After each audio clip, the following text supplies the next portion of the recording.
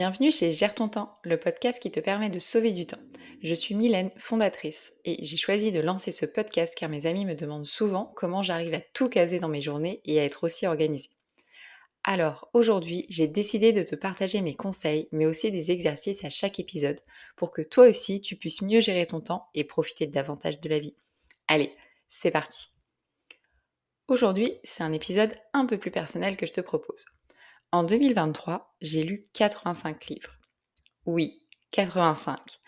En général, quand je dis cette phrase, on me regarde avec des yeux énormes et on se dit que je ne dois pas avoir de vie ou que je suis un extraterrestre. Sauf que voilà, je te rassure, je travaille à temps plein, je fais du sport, je vois des amis et je suis quand même au courant des dernières séries Netflix. Cette semaine, par exemple, j'ai regardé Berlin. Bref, je passe absolument pas mes journées reclus chez moi en train de lire. Alors, comment est-ce que je fais pour intégrer la lecture dans mon quotidien et à lire autant? Dans cet épisode, nous allons discuter des raisons qui nous poussent à lire et pourquoi tu dois connaître les tiennes pour pouvoir lire davantage. Ensuite, je vais te partager toutes mes astuces et conseils pour lire plus.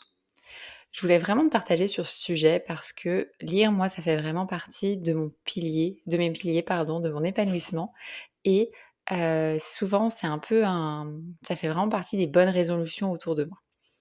Je pense aussi que vouloir lire, c'est être sur le bon chemin, car il y a plein de personnes aujourd'hui qui n'ont absolument pas envie de lire. Moi, je suis située de l'autre côté. Une journée où j'ai pas lu, je trouve que c'est vraiment une journée qui a été perdue. Mais dis-moi, est-ce que toi, tu sais pourquoi tu as envie de lire? Parce qu'il y a énormément de raisons pour vouloir lire. Tu peux vouloir développer tes compétences, apprendre une langue, utiliser Excel par exemple. Moi, en général, je trouve que les livres sur l'entrepreneuriat et le développement personnel sont une bonne ressource pour développer ses compétences. Tu peux aussi vouloir lire pour t'inspirer.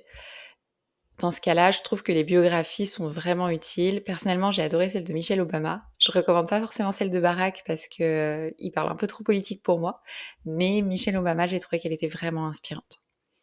La troisième raison de lire pour moi, c'est vraiment le côté imagination, créativité.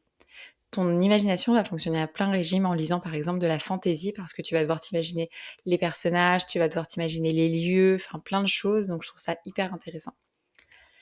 La quatrième raison, ça va plus être de te détendre. Clairement, moi, ça fait partie de mes raisons de lire. La lecture aujourd'hui, ça réduit vraiment le stress. Dans ces cas-là, un bon best-seller, je trouve que c'est quand même une bonne chose pour se détendre. Et dans le même ordre d'idée, on a aussi t'évader. Finalement, si tu lis un livre, qui se passe à l'étranger ou à d'autres périodes historiques, ça va vraiment te permettre de visiter d'autres endroits et vraiment de t'évader.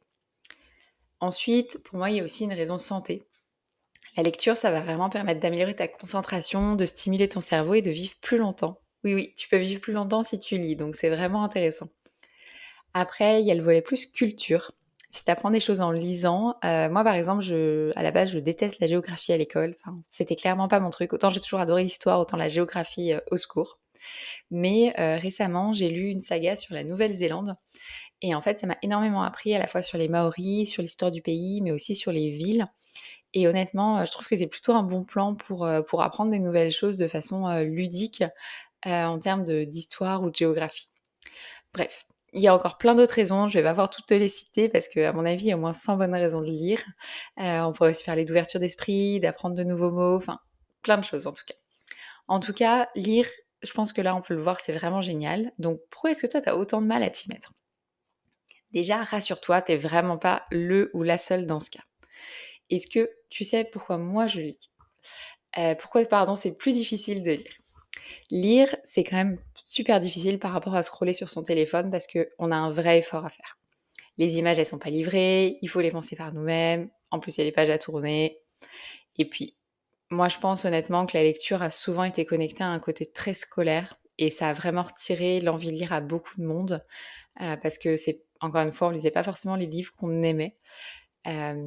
Donc voilà. Aujourd'hui, on a des vies qui vont aussi à 100 à l'heure, donc trouver 20 minutes pour se poser sur le canapé sans être dérangé, ça peut vite relever du défi. Bon, moi je vais te partager un petit peu mes astuces, pour lire plus. La première chose déjà, j'ai un avantage, énorme par rapport à plein de monde, mais j'adore lire. Depuis que je suis enfant, depuis que j'ai appris à lire, j'adore lire. Mes parents, ils s'en avaient marre parce qu'ils devaient tout le temps m'acheter des livres. Ils m'achetaient un livre, puis le lendemain je l'avais terminé. Donc c'est vrai que ça, c'est quelque chose, mais je pense qu'on peut aimer la lecture si aussi on lit des choses qu'on aime. Donc honnêtement, arrête de te forcer. Moi, pendant des années, j'ai voulu aller au bout de chaque livre et un jour, j'en ai eu marre en fait. C'est vraiment un temps perdu. Il y a tellement de livres qui vont te plaire, qui sont intéressants. Donc franchement, la prochaine fois qu'il y a un livre où au bout de 100 pages, t'accroches pas, bah, laisse tomber quoi. Et puis, même si c'est un Nobel, un concours ou un best-seller, on n'est pas obligé d'aimer les mêmes choses. Donc franchement, plutôt que de garder un livre sur ta table de chevet pendant 1 an parce que tu vas absolument le finir, passe au suivant. Moi, ce que j'aime aussi beaucoup dans la lecture, c'est le côté évasion. Donc voilà, si le livre, il me transporte pas, bah, je vais avoir beaucoup plus de mal à le lire. Donc t'inquiète pas que dans ces cas-là, je vais lire 2 pages tous les 3 jours et je vais mettre 3 mois à le finir. Donc si le livre ne m'amène pas d'évasion, bah, généralement, je vais avoir tendance un petit peu à le laisser de côté. Voilà, donc mon premier conseil, c'est arrête-toi de forcer à lire, abandonne un livre qui ne te plaît pas et utilise plutôt des livres qui te plaisent. La deuxième chose pour moi, c'est vraiment les habitudes.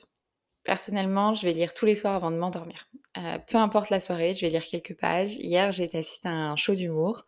Je suis rentrée à minuit, j'ai lu 5 pages. Alors, c'est pas énorme 5 pages, mais sur 30 jours, ça fait 150 pages. C'est un petit livre, donc ça te donne 10-12 livres par an. Et ça, pour moi, c'est obligatoire. Lire quelques pages avant de dormir, c'est une vraie routine. Ça fait vraiment partie de mon quotidien. Et c'est quelque chose que je peux vraiment t'encourager à faire parce que ça reste un bon moment d'avoir 5 minutes dans son lit pour pouvoir lire. Et puis, ça va aussi faciliter ton endormissement si jamais tu as des petits problèmes de sommeil. La troisième chose, pour te faciliter la vie, à mon avis, c'est d'acheter peut-être une liseuse. Moi, j'en ai une, je suis passée à la liseuse depuis quelques années. Et honnêtement, je suis une amoureuse du papier. Genre, j'adore aller dans les papeteries, j'adore tourner les pages d'un livre, j'adore sentir l'odeur des vieux livres. Mais franchement, une liseuse, ça a tout changé pour la lecture. Pourquoi? Parce que t'achètes un livre sur internet, 2 minutes après, il est sur ta liseuse, t'as pas besoin d'attendre la livraison, t'as pas besoin de sortir de chez toi. T'as le côté rétro-éclairé, qui pour moi est assez idéal pour pouvoir lire dans les transports en commun, quand ils coupent les lumières, ou le soir, quand tu te couches, si jamais t'as quelqu'un à côté de toi, bah lui il peut dormir, t'es pas obligé d'allumer la lumière. Tu peux le glisser dans ta poche de manteau, mais c'est super léger. Et tu peux mettre tellement de livres dessus. Enfin, moi j'ai en permanence une centaine de livres, donc j'ai toujours quelque chose à lire en fait directement. Puis si j'ai fini mon livre, et ben en fait je peux directement attaquer sur le suivant. En plus de ça, moi j'ai un gros avantage, c'est que j'habite à Montréal depuis 3 ans et je suis inscrite à la bibliothèque. Et avec Montréal, on peut télécharger gratuitement 10 livres en même temps pour une durée de 3 semaines. Et en fait, ça fait vraiment tomber les barrières d'accessibilité et de prix parce que c'est tellement facile finalement d'avoir des livres en permanence, puis ils ont vraiment plein de choix. Donc ça va me prendre 5-10 minutes le soir de me mettre quelques petits livres et puis de pouvoir les lire. Et puis important aussi sur une liseuse, tu peux aussi régler un peu la taille de ta police. Donc si jamais tu veux lire en gros, en plus petit, si jamais tu préfères telle ou telle police, je trouve ça hyper pratique parce que des fois, il y a des livres où on les ouvre et puis en fait, tout est écrit tellement serré qu'on n'a pas du tout envie de s'y mettre alors que c'est peut-être un très bon livre. Une autre de mes astuces pour lire plus, c'est que j'écoute des livres audio. Alors oui, c'est pas exactement la même chose, mais franchement, moi j'aime beaucoup les livres audio. J'en écoute régulièrement le soir avant de m'endormir pendant un petit quart d'heure, 20 minutes. Plutôt des livres de fantaisie. Et ça va aussi me permettre finalement d'arrêter le hamster qui est dans ma tête un petit peu et qui tourne sa roue et ça va arrêter mon flux de pensée parce que je vais devoir me concentrer sur l'histoire. Donc moi, ça m'aide aussi beaucoup au niveau de l'endormissement. Et personnellement, je conseille pas mal les livres audio, par exemple, en voiture. Quand tu as beaucoup de voitures à faire et que tu es coincé dans les bouchons, c'est pas toujours évident de lire.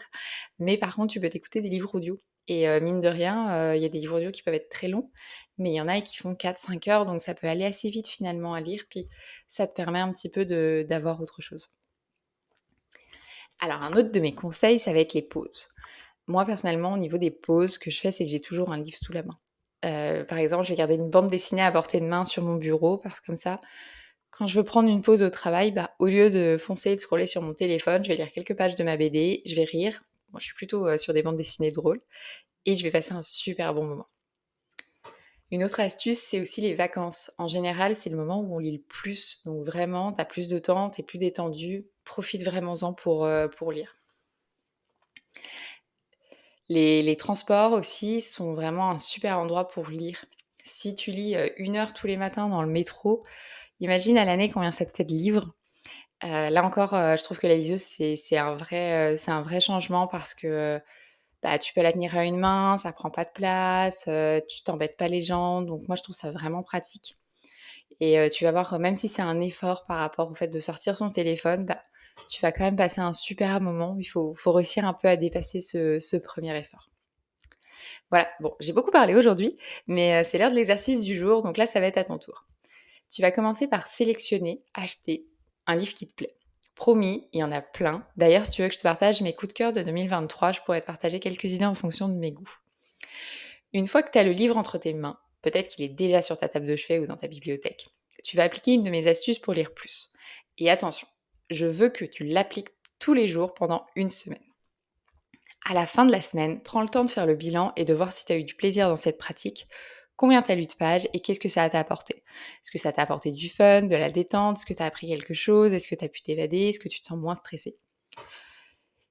Et je veux aussi que tu regardes un petit peu, bah, le nombre de pages, et que tu compares avec d'habitude. Est-ce que d'habitude tu lis zéro, une page?